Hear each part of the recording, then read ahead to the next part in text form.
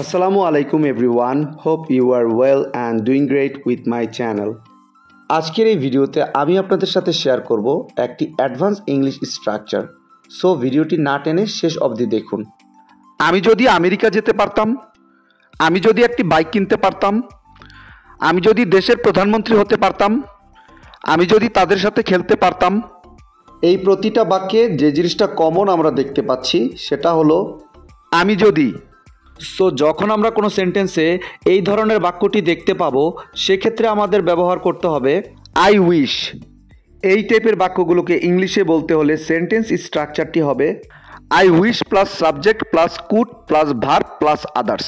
চলুন তাহলে এই স্ট্রাকচারটি দিয়ে এক্সাম্পলগুলি দেখা যাক।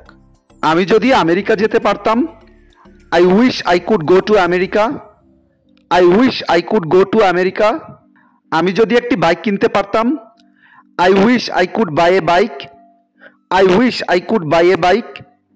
আমি যদি দেশের প্রধানমন্ত্রী হতে পারতাম, I wish I could be the prime minister of the country.